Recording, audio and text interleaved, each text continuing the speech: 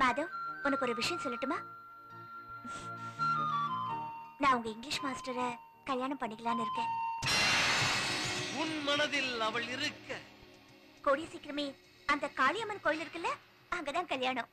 அவள் மனதில் வேறொருவன் இருக்க இந்த பீலா ஹவுஸ இனி கனவுல கூட நினைக்க மாட்டேன். கலைந்தது உன் கனவு, தொலைந்தது உன் வாழ்க்கை.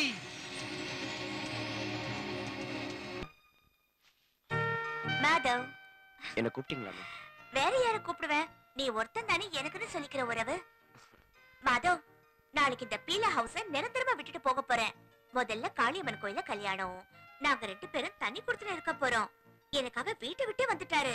அவர் ஆம்பளை இல்ல?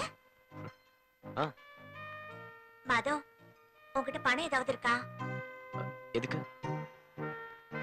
மாதவ், நான் சம்பாதிச்சு சேர்த்து வச்ச பணத்துல கல்யாணத்துக்காக புடவை வாங்கினா அது அவ்வளவு நல்லா இருக்காதுல்ல. அதனால நீ எனக்கு ஒரு உதவி செய்யணும். நீ சம்பாதிச்சு வச்ச காசுல என் கல்யாணத்துக்காக ஒரு புடவை வாங்கி தரணும். நீ வாங்கி கொடுத்த முகூர்த்தம் என் வாழ்க்கை நல்லா இருக்கட்டும். ஞாபகம் இருக்கா மாதவ்? அன்னைக்கு 1 ரூபாய் கொடுத்தியே, அந்த கடனை இன்னி வரைக்கும் தீர்க்க முடியல. இந்த புடவையும் தீரா கடனா இருக்கட்டும். மாதவ், எனக்காக புடவை வாங்கி தருவியா? நான் எப்பவோ உங்களுக்கு வாங்கி தரணும்னு நினைச்சேன். நிஜமாவா? நீ ஏற்கனவே நினைச்சியா? நீ ரொம்ப நல்லவ மாதவ்.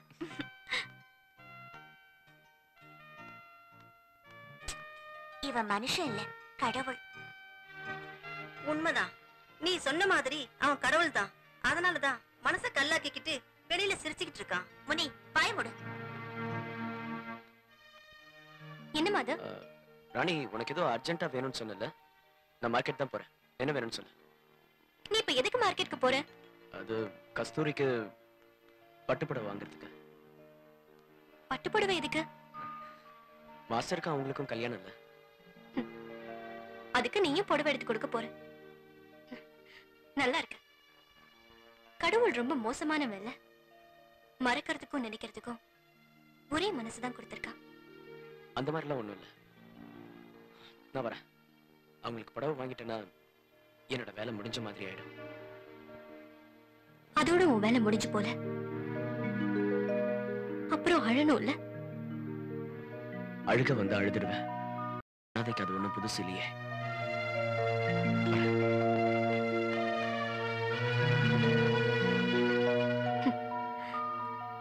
வித்தியாசமானவன். மெழுகுவத்தி மாதிரி தன்னை எரிச்சுக்கிட்டு மத்தவங்களுக்கு வெளிச்சம் கொடுக்கறான்.